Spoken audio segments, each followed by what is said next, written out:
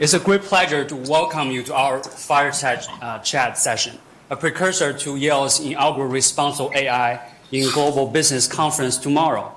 I'm Jack, and together with my colleague Joseph here, we proudly serve as the student co-chairs for this event. As we're also presenting the Yale SOM AI group, we're very excited to have you join us today.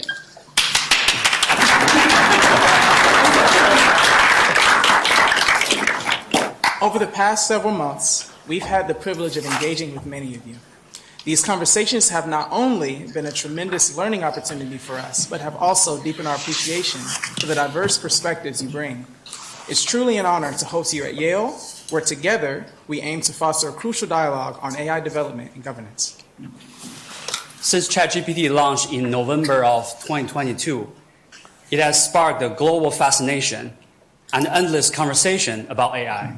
Amidst this buzz, we aspire to carve out a distinct space here at Yale, a dialogue that adopts a holistic approach, one that reflects views not one, but all stakeholders being influenced by AI. This includes developers, shareholders, as well as customers, employees, and citizens. We're grateful for the valuable support from our partners in the Yale community, who together bring this multidisciplinary conference to life. Here we have thought leaders from the business, academia, and policymaking communities. A special thanks to our co-organizer, Yale SOM's International Center for Finance. I'd like to take this chance to welcome Ms. Leanne Clark, the director of the ICF, to introduce our esteemed guest speaker for tonight's Fireside Chat.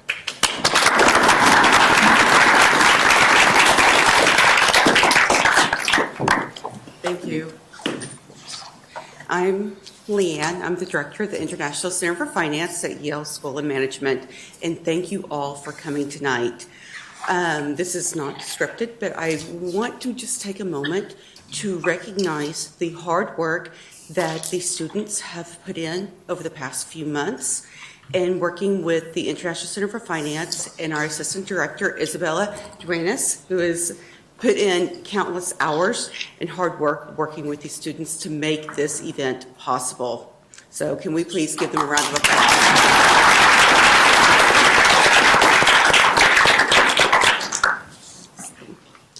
And tonight, we are honored to have David Kinney here tonight with us. And just let me touch on a few of the leadership roles that he has held. In 1997, David became the CEO of Digitus, which is a pioneer in the digital marketing. And David led the company through its IPO and the acquisition of Publis. He was president of Akami Technologies, and then he was CEO and chairman of the Weather Company. There, he re-platformed its weather forecasting capabilities. He then joined IBM when IBM acquired the Weather Company, and at IBM, David was the SVP of its Watson and Cognitive Solutions business. And most recently, David was the CEO of Nielsen, which is the global leader in the audience measurements. And currently, today, he's the executive chairman of Nielsen. And moderating tonight for this conversation, we have John Iwata with us tonight. And John is the executive fellow and lecturer at the School of Management. And John has founded and he co-leads the program of Stakeholders, Innovation and Management. John also is the executive director of Data and Trust Alliance. Please join me in welcoming tonight David and John.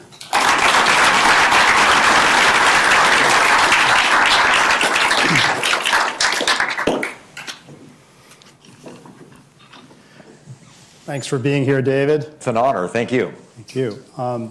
As Leanne described here, your professional journey is synonymous with the journey of digital transformation in business and society, certainly since the advent of the internet. I mean, you and I got to know each other a long time ago when the internet was holding as much fascination for people as Gen AI is today. I think that's I fair to put say. John's ads on CompuServe, Prodigy, and AOL.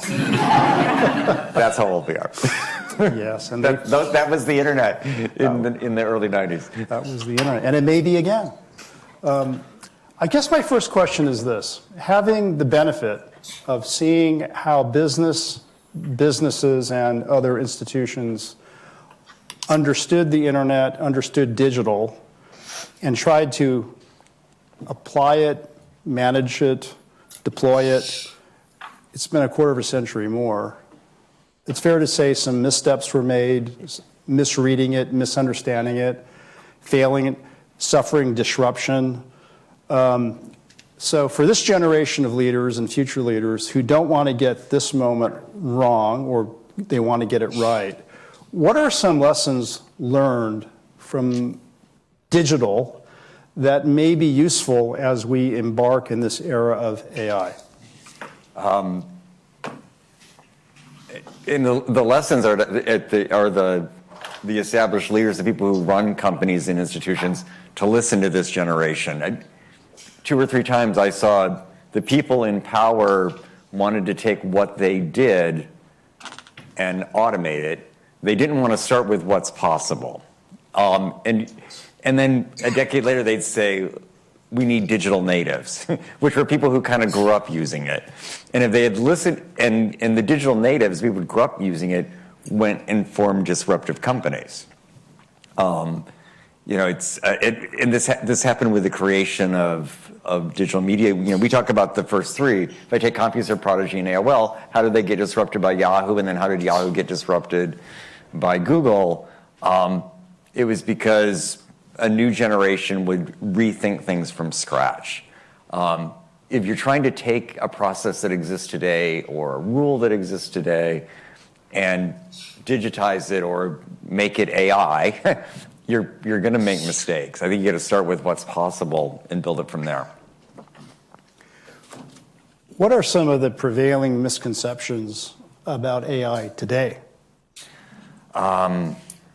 But as was mentioned, John and I worked together because Weather was acquired and then I ran Watson. And people get really excited about a new thing and they think that's going to solve everything. So, Watson did a really impressive job in neural networks using inductive reasoning to answer Jeopardy questions. And before that, Deep Blue on chess. And it was great. And that worked well if there was a known answer and you could find an answer.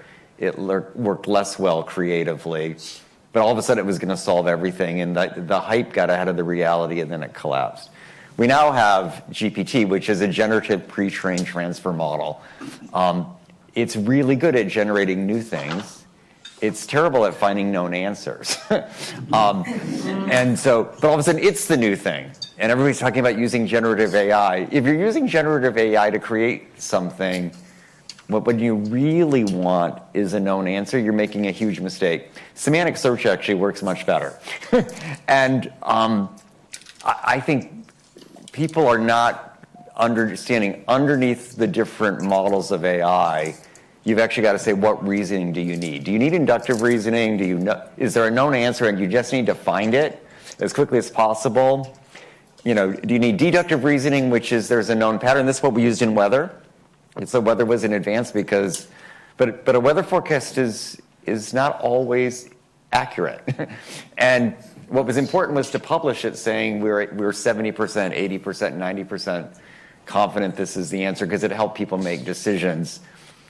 Generative is 50, 60% accurate. But if you're using generative AI to run search because the conversation looks better, you're making an enormous mistake. If you're using generative AI to do an audit function, a lot of talk here about finance, if you're using it to assess the quality of a financial system, big mistake. If you're using it to create something new, to write a paper, to do a draft, great. So I think people really figuring out what you're trying to solve and then what kind of reasoning you need, and therefore which form of machine learning or AI that you need, you're going to make much better answers. Well, maybe we should have asked this to begin with. What is AI if it's not synonymous with Gen AI? In a generative AI is just, it's one set of models. I mean, there's a collection of models that do learn over time because they make assumptions and then those are corrected, and then the models improve over time, as does human learning through neural networks. And so, it is a field. Just like saying, what is human intelligence? There's a collection of human intelligence. Nobody has it all. And so there are different models for different purposes. I do think the flaw of some people in the large language model world is that they think it's a master algorithm. They think they're going to build the single answer for all things. But I don't actually think that's possible. I think it's suboptimal. That's like having one human that can do everything. Those don't tend to be the most effective humans.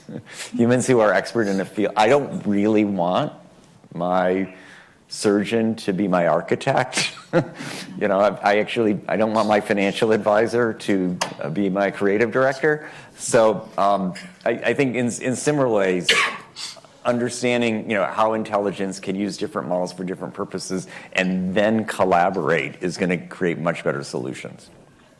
Well, from a business perspective, and we'll get to the multi-stakeholder very quickly here, but from a business perspective, there isn't a board, there isn't a C-suite that today isn't saying, we got to do something with this. But why and where? What advice would you give them? I think there's two, and I had a session like this with the lead directors of public companies on what was their responsibility. And listen, boards manage risk, and of course one risk is underinvesting in key technology. But if I were to take the core risks, I start with know what your assets are. And in particularly, know what unique data your company has. And I think folks understanding those assets are key because data trains models. That's what creates the intelligence. If you're giving that away, you're giving away your future. So I think understanding your asset and how you're going to use your asset to build long-term advantage is key. I think the second part is you've got to really understand the purpose of a company, what function it provides, and as I said earlier, rethink from the beginning, is there a different way to provide that function? I'm on the board of Best Buy, and it's exactly what they're spending time on, which is, their job is to help families use technology to live more effectively. That doesn't necessarily mean they go to a retail store. That doesn't necessarily mean that it's all hardware. It actually could be software. There's a lot of things they're rethinking in the AI world by understanding their true purpose and the data they have on 150 million people using their services every day that get them to that answer. And I think everybody's got to do that. You got to rethink who you are and rethink what assets you have that are unique to be able to do that better than someone else. It sounds obvious, but people are missing that. They're starting with, we're a retailer, or we're a software provider, or we're a cloud computing company. The purpose is, what do people do with your service? We're going to invite the audience here to join us in asking David questions and responding to some of his comments here. Let me go one more. Okay. We'll do that. This conference is a multidisciplinary conference, and as Jack and Joseph and their colleagues have worked hard to do, it's not easy to pull together. I thought corporations are siloed. If there's an entity that's more siloed than a corporation, it's a university, with all due respect. It's not easy to get, different parts of an organization together. This is an example of being able to do that, and we're going to really enjoy their labors tomorrow when we have the full conference.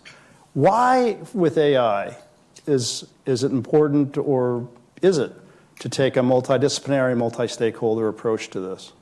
I think it's quite essential because if you optimize for one function and it doesn't work well with the other functions, it's going to collapse, and things are going to move far too quickly. So you need some frameworks that enable all of that to work together.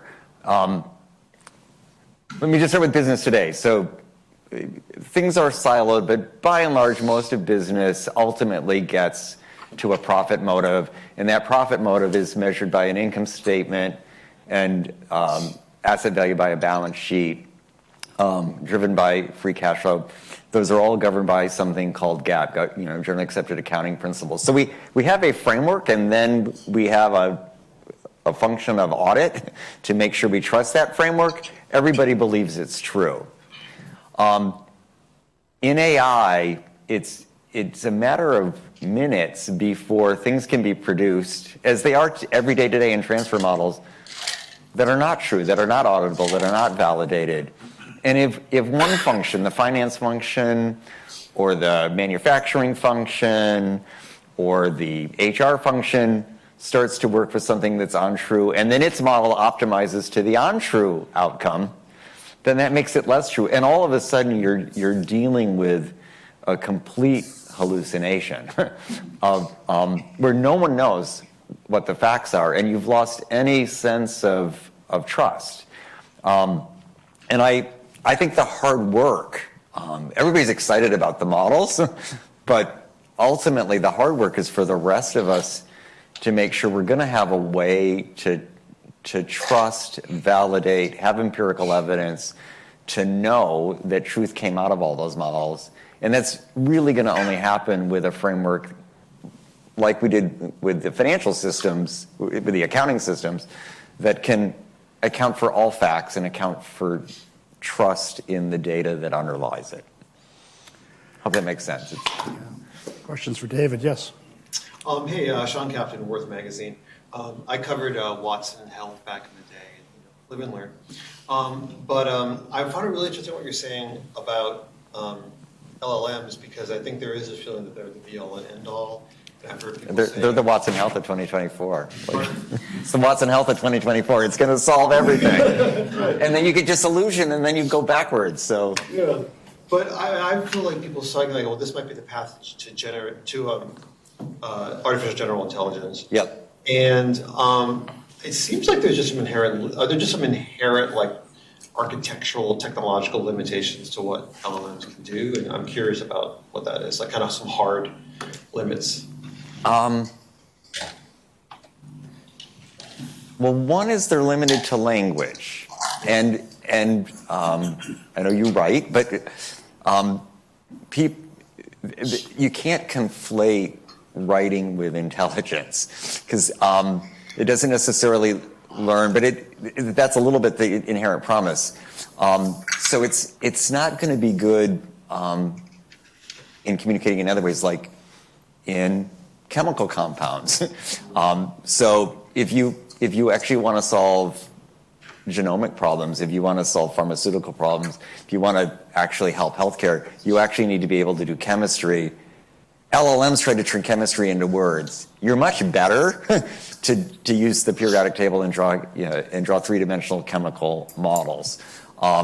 Music, the language of music is very different than words. So I think one of it to try to think that you've got one master algorithm or AGI that can do it all, you end up reducing it all to words. Even this, and there's been like some really funny things that ChatGPT is doing with images right now. But it's because they always put the images into words and then back into images, and the translation just fails. So I would say that's one real flaw. I think the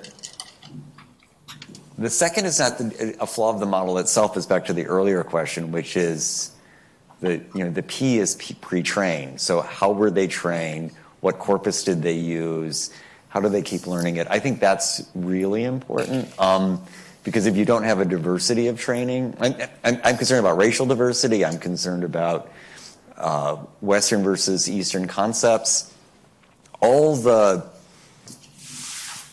underlying biases and beliefs that you put into the system are going to start with whoever put them in there. And so I think there's also a super big flaw, because there's no critical thinking in the model. There's no critical thinking that says, is this true or not? And am I evaluating against 7 different belief systems? Which is, sometimes get really dark because I think it can lead to authoritarian models. And there will fundamentally be a Putin AI system and a Trump AI system and a Biden AI system, and they won't agree on much. Or they might agree on everything, and that would be an even bigger problem. So, but the ability to have critical thinking and realize that there are 7 answers to a lot of things that's impossible for it to solve. Yeah. So you can use them differently, but I think there's those areas about diversity of thinking, critical thinking, and the fact that it says language is more important than other forms of communication are 2 huge problems, in my opinion, to AGI.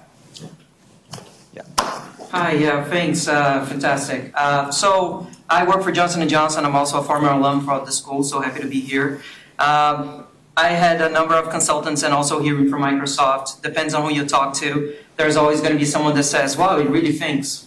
And when we look into, as you were saying before, more closed-ended systems, such as, for example, intelligent driving, which we have been doing for decades, much before Tesla. We still don't have a self-driving car. So what's your take on folks that are saying that we have AGI right now? And what's your take on looking into the future as to when you think that's going to be a thing?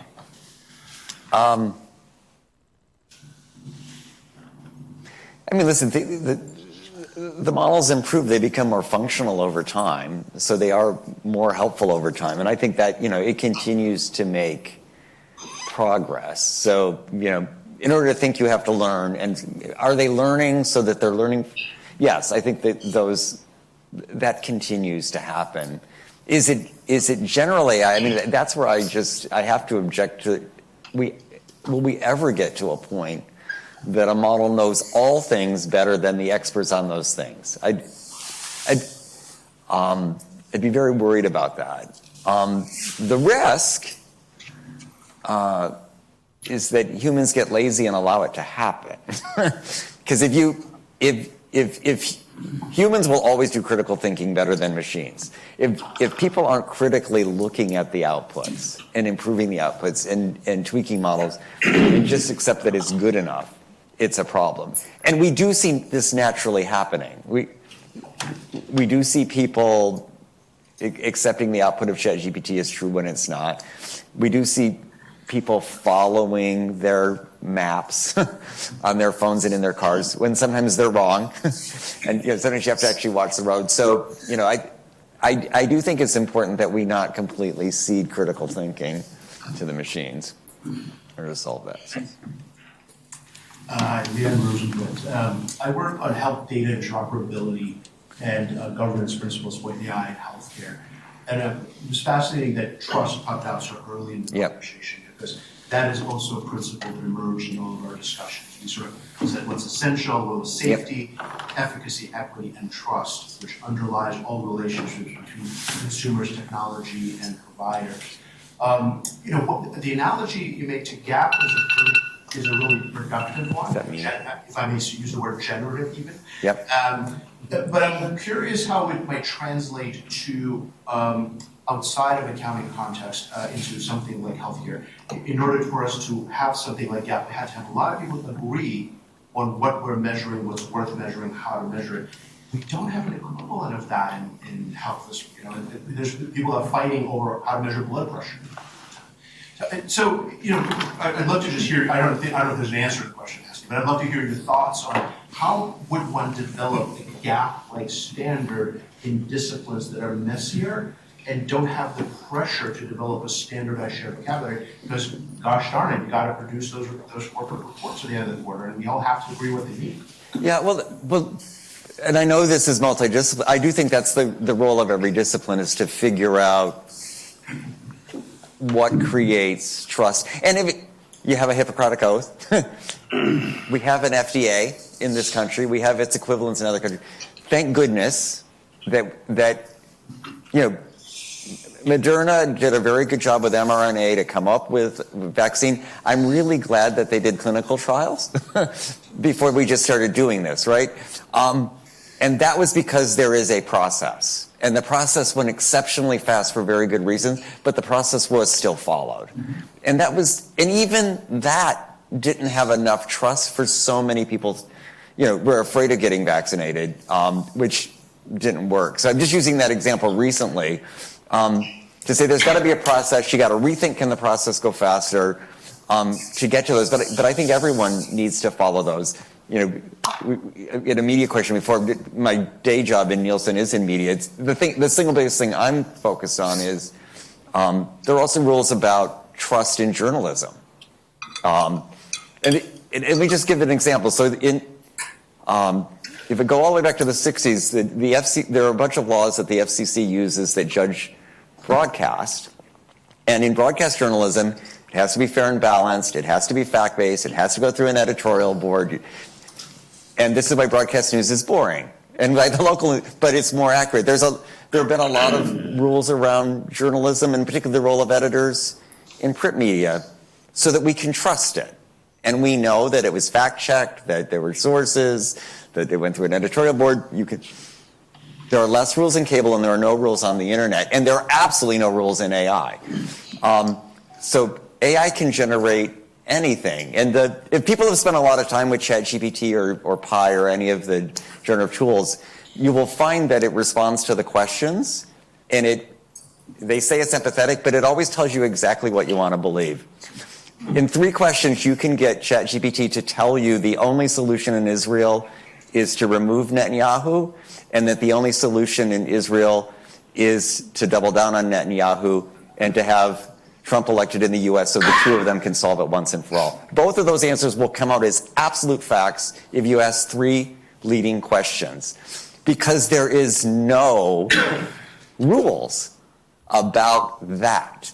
2 billion people are going to vote this year. I do worry how many of them will believe the results of the election, because they will get their answer from an AI feeding TikTok or X.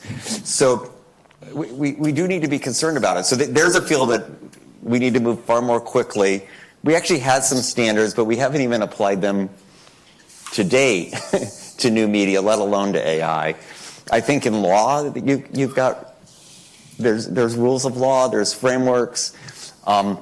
So there are other fields. They're not as easy as GAP. I think GAP is really well done, and lots of regulation have been built around it, and it works globally. But to me, it's the critical thing, because AI could erode trust in a very serious and urgent way, and that's when it becomes intelligent by default. Okay, let's see here. Sorry to be dark. You asked a good question. Now we got lots of hands up. Yeah. I'm a fellow at the law school here. You started speaking about law, so I hope you don't mind if I push into it. I think it's pretty important here. So there's a debate amongst legal scholars about whether or not we need like a new category of law for AI, like AI law, versus if we can just adopt existing frameworks and institutions to accommodate it. Like, you brought up the FDA. The FDA can just regulate medical products that use AI. We don't need like an AI department or something like that. What is your view on that, if you have one? And relatedly, how would you recommend folks here think about AI? Should we think about it as one sort of grand thing or in a different way?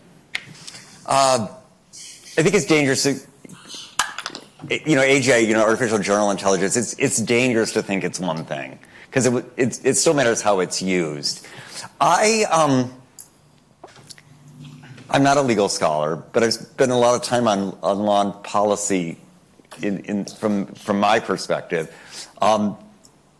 I think where the legal field has to do some work is the scaffolding, the things that lead up to it. And let me just take AI right now for an example, and the difference between Europe and the United States. Because you can't regulate anything about AI until you actually have some rules about the data, and can you trust the data? So Europe had GDPR, which most people know around privacy, a Digital Service and Digital Markets Act about accountability for the release of data.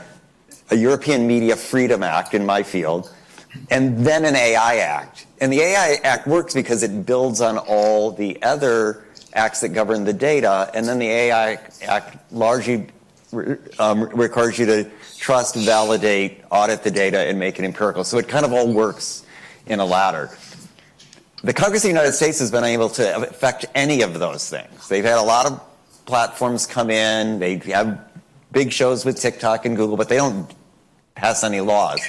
So the only thing we could have was an executive order which says you should work hard at this and you should talk to each other in every department. And I guess that's useful, but it's not enforceable. There is no law under the executive order really, and so it's largely ungoverned. In effect, like in privacy, I think because many businesses are global, will follow the Europe rules. I think they could be improved, but I think that people are missing the scaffolding. They're starting with AI, but it's all the data that went to it in the first place that is actually, and the trust of the whole value chain, which is where you need a framework.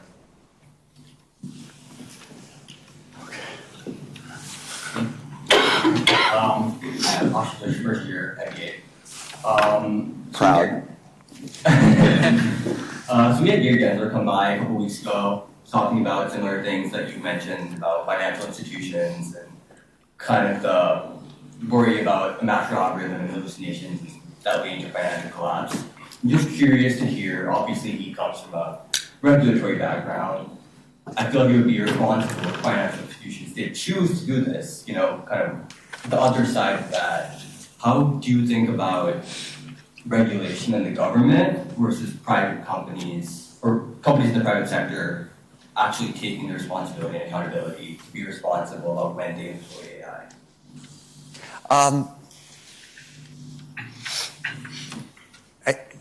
I think if companies turn over too much of the regulatory responsibility to the government, you have mistakes, right? And it's going to move too quickly. And so in a lot of banks, regulation is called compliance, and these are the rules, we will follow them, and we will go argue to have the least amount of rules possible because it's a pain in the ass to follow them. As opposed to, let's really engage in, and this is why every decade there is with all the regulations in the world, there's a crisis, right? Because something goes too far. Programmatic trading, in the 80s and, the housing crisis. Crises can happen much, much more quickly in an AI world. And personally, I think people need to realize regulations that create trust are valuable to business. They're not the enemy. And engaging more aggressively on what would be possible.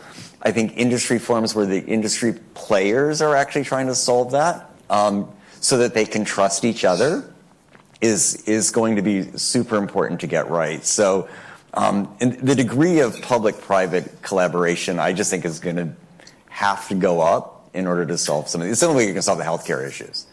And the public side of healthcare and the private side of healthcare don't always work so well together, but they're going to have to solve it. So I would say engage more in how can I have trusted data? How can I create trusted data? How can I be trusted as an institution? It's the only asset that's going to matter in 10 years is are you a trusted institution or not? And figuring out how to ensure that as opposed to delegate that responsibility to I'm compliant with regulations that are generally 5 or 6 years behind the tech is probably not the way to do that.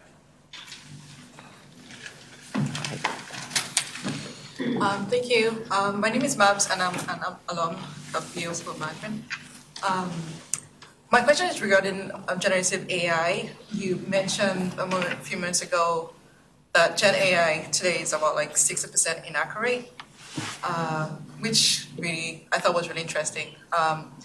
So I was wondering what your thoughts are regarding kind of integrating a self-check for those generative AI models so that they check their answers against, already pre-programmed standards that exist, from experts or other people that know more about the subject area. So what are your thoughts about that? Do you think it's possible? And I understand that sometimes that the context might differ depending on the industry or the application of it. But generally, what are your thoughts around that? So I think and it comes back to the reasoning. If it's doing deductive reasoning, we're supposed to give you an answer. There are ways to check against known facts. And now that Microsoft has such a big stake in it, if you use ChatGPT, you'll find many answers say, consulting with Bing. That assumes that Bing is always right, but at least Bing is semantic search, so it's more likely to be right, and it kind of gets there. I think the challenge is, by definition, generative means it's generating something for the first time. Part of why it's inaccurate is it's being creative. What I would like to see is what we did in weather, which is just tell people your confidence interval, because they actually know it. It's less attractive, it's less user friendly. But I think, and they don't want to own it, but it's not fun to say I'm only 50% confident that this is the right answer. But it's really useful to know that. And I think when you get to those places that are really hard, largely it's because there aren't rules to know what's right or wrong. These things, a convolutional neural network can check against a fact base. But you have to actually know what the fact base is and what are the rules you use to decide on that fact base. So that's what I think is important.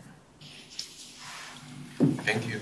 Yeah, thank you, Mr. Sorry, thank you, Mr. David. And then, because I think a concept or ideas you mentioned in the very beginning of this conversation really makes me interested. You mentioned about the key for us is to understand what AI should, what kinds of questions should AI help us to solve. That brings me to actually two questions. The first one is that because for me, I'm studying master's student in East Asian Studies, and I'm doing the research on how the cultural differences influence the technology transfers in both China and Africa. But for the cultural differences, because I'm thinking of these kinds of problem solvings seems to have been deeply influenced by the cultural differences in different countries. Yes. Or different people. So will it kind of influence the technology, for example, the AI, and then whether it will lead to a distinctive AI models? For example, finally we will have a US AI models, and then distinctive Chinese US models, or we will have a kinds of general AI models for all. So the first question is that, do you think that the cultural differences will influence the technology like AI and then influence the different models? For example, because we saw the communication tools online, for example, the WeChat, it is quite concentrated. But in US, people won't use Apple Pay or PayPal to communicate with people. They will only use them to pay. But in China, they concentrated together into platforms. So will this concept or these kinds of word wheels in a person that a culture will influence and lead to the distinctive AIs? And the second question might be, I wish to know whether you will consider these cultural differences in your own kinds of maybe the production designs or even further for the company development, larger directions. First of all, I'm glad you're thinking about this. I come back to, I think ultimately, this says responsibly, I think we have to have trusted AI for it to be useful. And what creates inherent trust is quite different by culture. There are religious differences, there are generational differences, there are historic differences, there are role of government differences that really affect this. There's a lot of reasons why WeChat works so incredibly well in China, and you're right. People want to do it here, but it's just a different system. There's a different reason to separate those. So ultimately, I think for it to be trusted, it will have to adopt culturally. The challenge is the rules and the money and the technology is not creating a U.S. model, it's creating a California model. Honestly. People who follow the politics of America kind of know about the blue edges and the red middle. That's true on all of this. ChatGPT and Pi are blue edges. And just even the way trust is built in rural America versus urban America, the way it's built in the North and the South, the history of the South and the North, the recreation of the Civil War, all these things are coming to the surface right now, and AI will exacerbate, even in the United States, let alone globally. So I do think it's important that, on one, I think it's important that AI be adapted and that there be more people training it from different cultures. But back to the multi-stakeholder, to really have trust as a global society, it's actually also important that they then work together to learn the differences, because the models are going to have to, the best models, if you ever want to get something more general, it's going to have to accept that there's 5 or 6 different ways to look at most problems. Unfortunately, even in inductive reasoning, which is there are facts which are history. There are different history books in different parts of the world that have different fact bases that create those societies, reconciling the recollection of the Vietnam War has more than one recollection, and so there are 3 or 4 different recollections. Accepting that as part of your answer is going to make the models better. But this is going to force all of that to the surface. I'm really glad you're thinking about this, because I don't think there's enough work being done on anthropology and cultural difference, and I think it's going to make a huge difference to whether we can trust them. Hey, David, thank you. I see a lot of hands. So I wear a few hats. One of the things I did last year is start an organization called Responsible AI Leadership Consortium. So this conference copied the first 2 words. So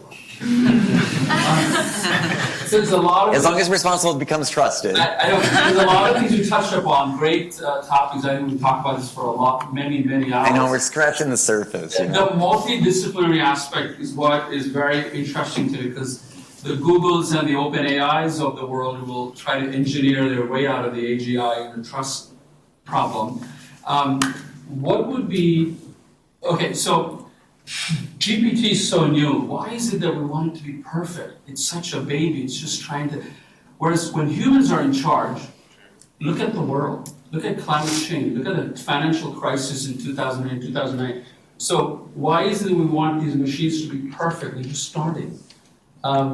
So what other disciplines have to be involved to create that harmony between how we're going to use this new technology and great power that we're going to have?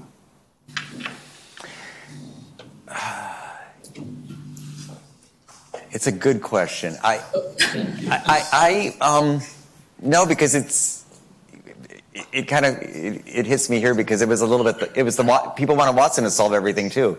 People wanted Watson to cure cancer, and AI will eventually help find cures in oncology that don't exist today. I absolutely believe that.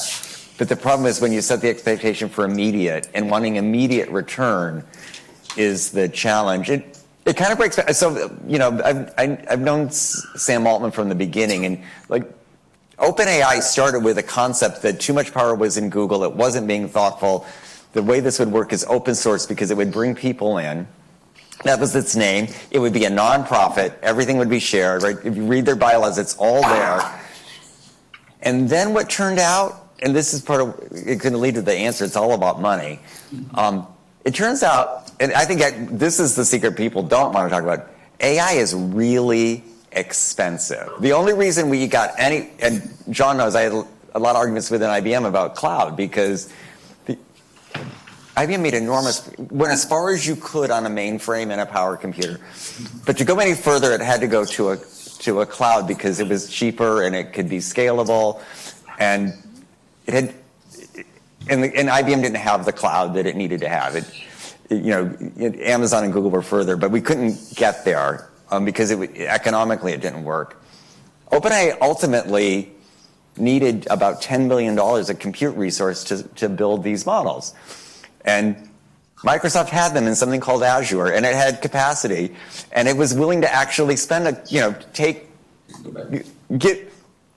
invest 10 that they then got back in revenue, which they then could use to buy, machines in order to scale the whole thing. So it all worked, except now somebody's got to generate a financial return on those billions of dollars now. And so you begin to think what's possible, because it gets people excited in using it. I'm worried you're going to have the same thing, though. The expectations are going to get huge. They're not going to be completely met. Then you're going to go backwards. The AI winters have happened throughout. I mean, AI is not new, guys. It's been around for decades. There will be another AI winter, and then we'll come back around again. But a lot of it's just, it costs a lot up front to build these things.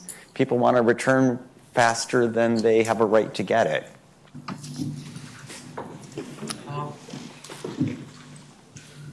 Me? Okay, thank you. So, hi. I'm a second-year PhD student in mechanical engineering department, but my research is AI focused, but like pharmaceutical AI. So, I like to think. I assume you're Chinese. You're asking about comparing AI development in China versus the U.S.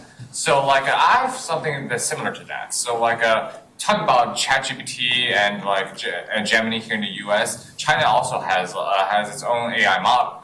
This is kind of generative AI models.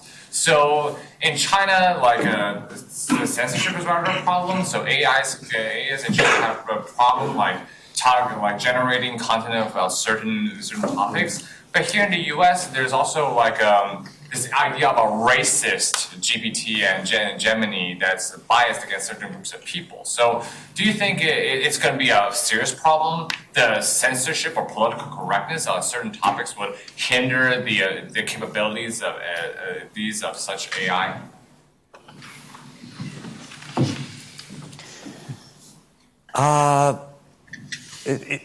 There's two sides to it. I honestly think racism is horrible, and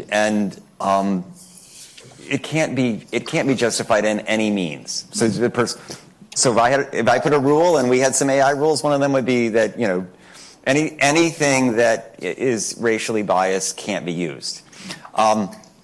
We don't have that now, so I actually think the risk is the other way, that people with racist beliefs can amplify them without any accountability in AI, in a completely open system.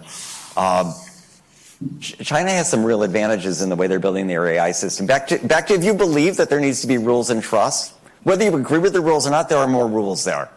The government has some rules. They want to have a cohesive society. They want people to have some common beliefs. So it's more thoughtful what comes in and out. That does put a lot of power in the government. I'd rather have something that works in another way. But the opposite, which is to have no rules, means that the edges end up amplifying their voices, and the minority view can become a majority view really quickly. So this is why I go back to, I think we've all got to engage on what rules we want to use to govern this, and what rules would make us trust it.